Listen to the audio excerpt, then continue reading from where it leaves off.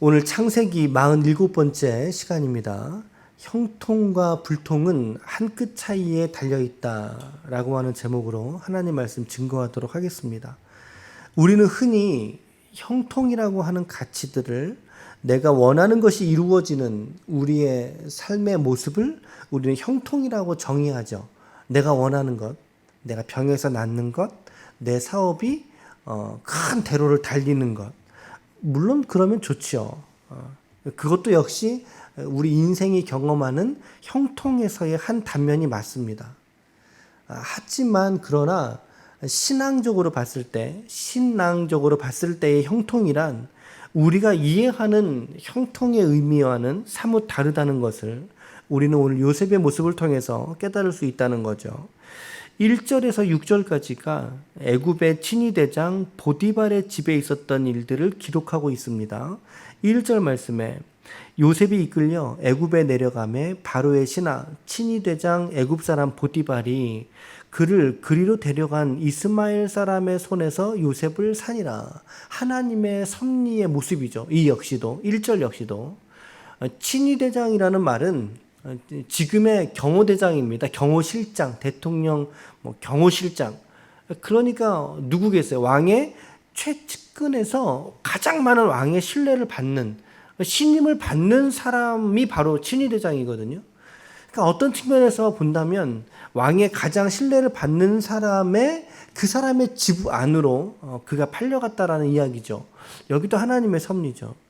그런데 그런 사람의 가정에서 그가 하인이 되고, 더 나아가서 4절 말씀해 보시면 요셉을 가정 총무로 삼았다. 가정에서 일어나는 모든 일들의 전권을 보디발이 요셉에게 맡겼다는 것입니다. 왜요? 요셉의 됨됨이를 보고 알았거든요. 그러니까 친위대장 이 정도 급이면 상당히 고위 관료 아닙니까? 여러분, 이런 사람들은요, 이렇게 사람 딱 보면 알아요. 수많은 사람들을 대해봤기 때문에 그 사람이 어떤 액션을 어떻게 취한다, 어떤 됨됨이다 바로 알거든요. 그런 요셉의 됨됨이 뿐만 아니라 그와 함께 하셨던 누구를 알겠어요?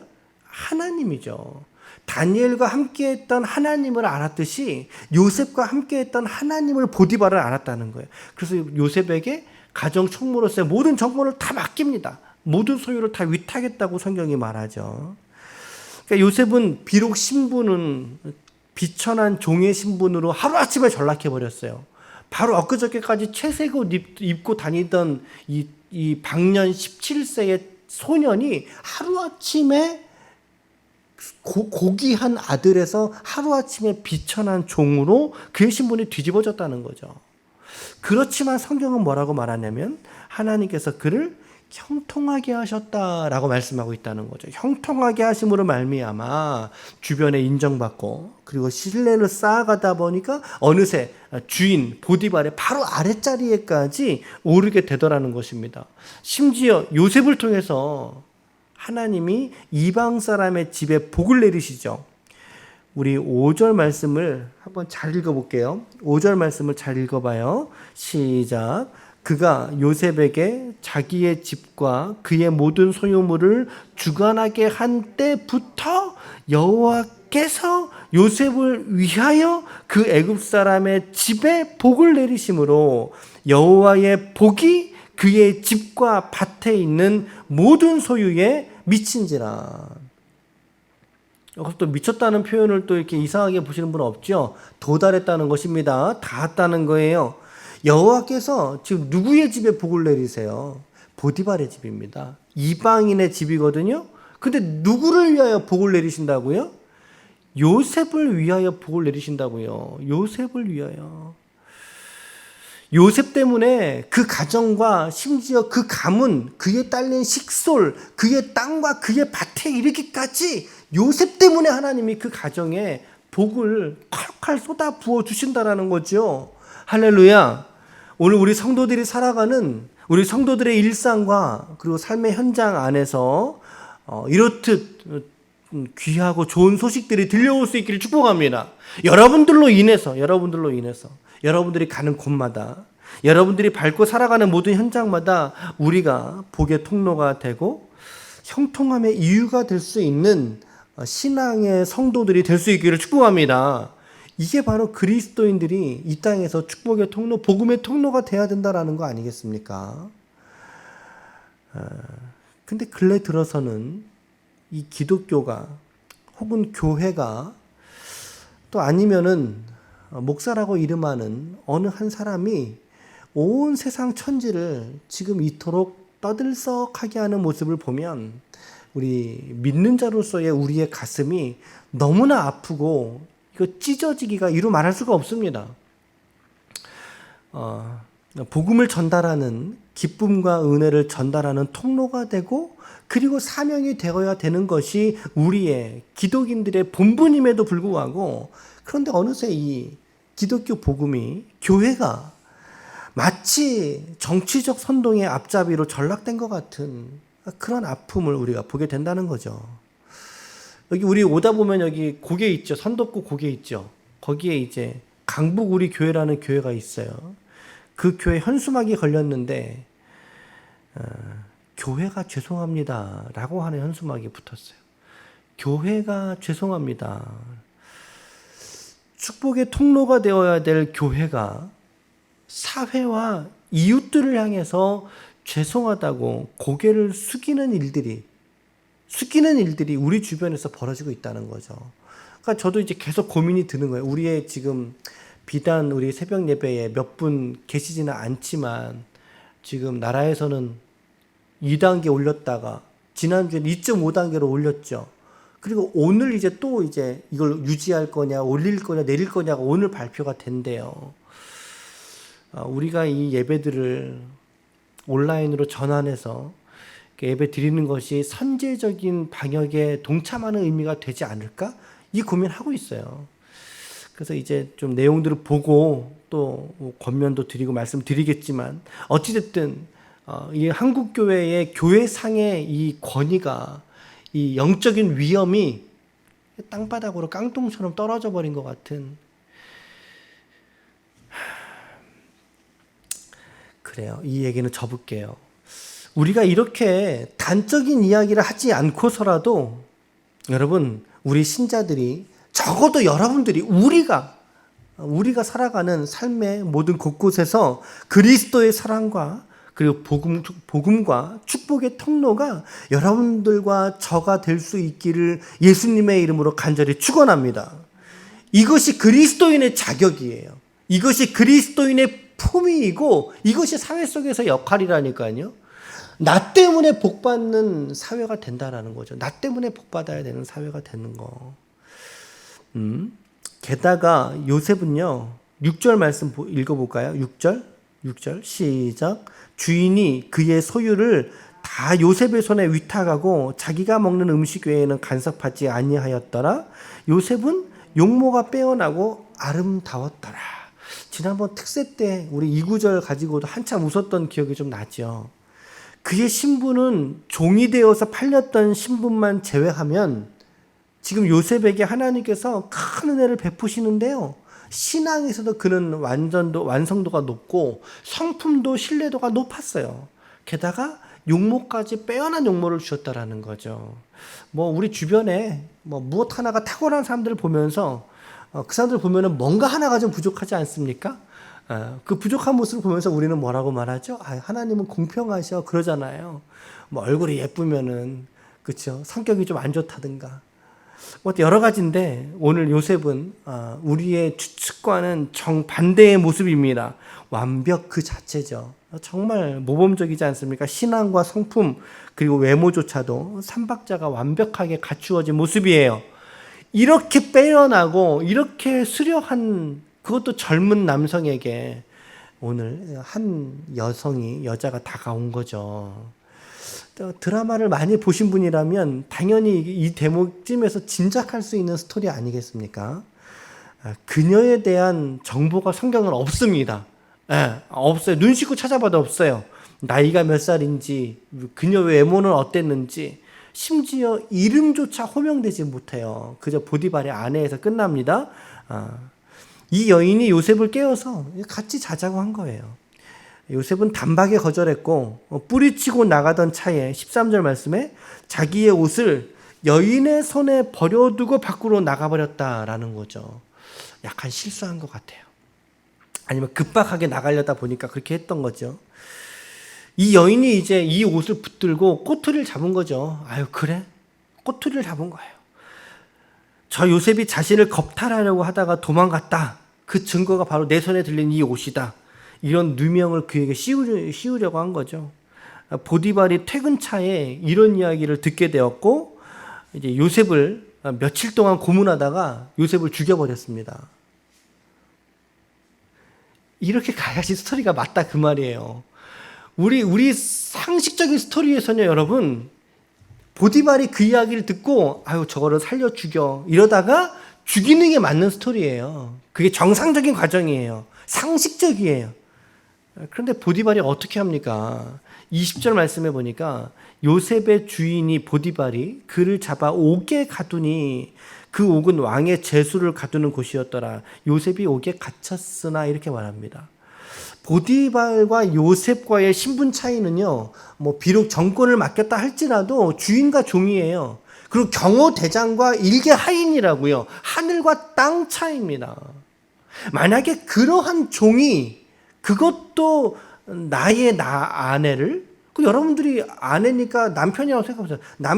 나의 남편을 어떻게 하겠어요? 여러분들이 권력이 있고 충분히 그럴 수 있는 권위가 있는 위치에 있다면 여러분들은 어떻게 하시겠어요? 여러분들이라면 어떻게 하시겠어요? 살려두시겠어요? 죽여버리시겠어요? 어떤 선택을 하실까요? 아니, 아내로 생각하지 마시라니까요. 남편으로 생각해 보세요. 여러분들이 1인칭으로 생각을 해보시라고요. 이거는 100번 죽여야 되는 상황이 맞아요. 100번 죽어야 맞는 상황인데, 그러니까 이제 나름대로 우리가 행간을 묵상했을 때, 행간, 성경에 있는 텍스트 중간의 사이를 묵상했을 때 그 여인의 평소의 행실이 저는 이미 보디발이 눈치채고 있었을 것 같아요. 말씀 보세요. 오랫도록 요청했다 그러잖아요. 근데 눈치가 없었겠어요? 알고 있었겠죠.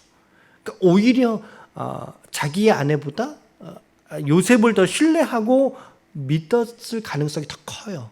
왜냐하면 그를 통해서 누구를 봤기 때문에? 그렇죠. 하나님을 봤기 때문에. 나는 요셉은 믿어. 적어도 나 얘만은 믿어. 나 정말. 그러지 않았겠어요? 물론 19절 말씀에 보면 심히 노한지라라고 표현되어져 있어요. 여러분 누구라도 이런 얘기 들으면 처음에 들었을 때는 어떤 느낌이겠어요? 그쵸? 분노가 극에 달하겠죠. 충분히 그럴 수 있잖아요. 그러면 여러분 19절하고 20절 사이에는 시간차가 없겠어요? 한번 상상력을 발휘해 보세요. 19절하고 20절 사이에 시간적인 간격이 분명히 있었을 거예요. 처음에는 그 말 들었을 때는 엄청 심히 노했지만 마음에 큰 이게 뭔 일이 돼? 크게 놀란 거죠. 화가 났겠죠. 하지만 자기의 분노를 좀 가라앉히고 객관적인 위치에 서서 그동안의 요셉과 그동안의 자기 아내의 행실 이런 것들을 비교해 보았을 때 상황을 잘 생각해 보면 야 이거 그거 아닐 수 있겠다. 충분히 그럴 수 있었다라는 거죠. 충분히. 그렇게 감옥에 가둬놓았지만 그러나 21절부터 23절 우리 이 말씀을 우리 다 같이 한번 읽어볼게요. 21절부터 시작. 여호와께서 요셉과 함께 하시고 그에게 인자를 더하사 간수장에게 은혜를 받게 하심에 간수장이 옥중 죄수를 다 요셉의 손에 맡김으로 그 재반 사물을 요셉이 처리하고 간수장은 그의 손에 맡긴 것을 무엇이든지 살펴보지 아니하였으니 이는 여호와께서 요셉과 함께 하심이라 여호와께서 그를 범사에 형통하게 하셨더라. 아멘. 요셉이 가는 곳마다 하나님이 형통하게 하시는 놀라운 일들이 그의 생애 속에서 펼쳐가 주신 거죠. 이 간수장과의 관계의 모습도 똑같이 어떤 모습과 똑같아요? 보디발의 관계의 모습과 똑같이 카피해 놓은 것 같지요? 근데 그 중간에 똑같이 카피한 것 같은 뭔가가 또 있어요. 여호와께서 형통하게 하셨다, 형통하게 하셨다, 형통하게 하셨다. 이 말들이 계속 반복되고 있어요. 똑같은 상황 속에. 여러분, 오늘 여러분들이 가는 곳마다 하나님이 함께 하시고 그 하나님으로 말미암아 여러분들의 친구들이 주님께 돌아오고 여러분들의 이웃들이 하나님을 알아가는 놀라운 은혜가 있기를 축복합니다. 아멘. 오늘 한 가지만 적용해 본다면요, 여러분, 형통과 불통 사이는 한 끗밖에 차이가 안 난다는 거죠. 그게 뭘까요? 무엇이 형통과 불통을 가르게 되는 기준이 될까요? 그것은 오늘 말씀에 보면 여호와께서 범사에 형통하게 하셨더라. 보디발에게서든 간수장에게서든 그가 가는 곳마다 형통하게 하셨어요. 누가요? 하나님이. 하지만 우리가 보기에 요셉이 형통한 길을 걷고 있는 거예요? 우리가 보기에는 사실은 그렇지 않아요. 열심히 노력했지만 누명을 뒤집어 썼어요. 그 누명 때문에 억울하게 감옥에 가야 되는 그의 삶의 모습인데 형통하다라고 말할 수 있어요? 아니에요. 그렇지 않아요. 형통하지 않아요. 이건 분명 불통한 거예요. 팔렸어요. 은 20에 팔렸어요. 형제들에게 미움받고 팔렸어요. 종으로 그의 존재가 뒤집어졌어요. 바뀌어졌어요. 열심히 했지만 누명을 써버렸어요. 누명 쓰고 다행히 죽지 않았죠? 옥에 갇혀버리는 신세가 됐어요. 이거는 형통한 게 아니에요. 불통한 거죠. 상황이나 여건으로 보았을 때 그는 다소 불통했고 상당히 억울할 만한 삶이었다. 억울했겠어요? 안 억울했겠어요? 억울하죠. 그런데 성경은 그의 삶을 어떻게 해석한다고요? 형통한 삶이라고 해석한다는 거죠. 무엇 때문에? 왜 그럴까요? 과연 우리의 형통과 성경의 형통은 어떤 의미에서 다를까요? 그것은 바로 한 가지 차이점 때문입니다. 한 끗 차이 때문입니다. 그게 뭐냐면 하나님과 동행하는 인생이냐라는 질문 때문이에요. 하나님과 동행하는 인생이냐라고 하는 질문이에요. 2절 말씀을 잘 보세요. 2절에도 보시면 여호와께서 요셉과 함께 하심으로라고 하고 있어요. 3절 말씀에 여호와께서 그와 함께 하심을 보며, 5절에 여호와께서 요셉을 위하여 여호와의 복이, 21절에 여호와께서 요셉과 함께 하시고, 23절 하반절에도 이는 여호와께서 요셉과 함께 하심이라. 아하, 그러니까 성경이 말하는 형통의 본질이 무엇이냐라고 할 때 그것은 내 인생의 일들이 잘 풀려나가는 것이 아니라 그것은 하나님이 나와 함께하는 삶이라면 내가 우여곡절 초가삼간 어느 곳에 살지라도 그것이 곧 형통한 삶인 줄 믿으시길 바랍니다.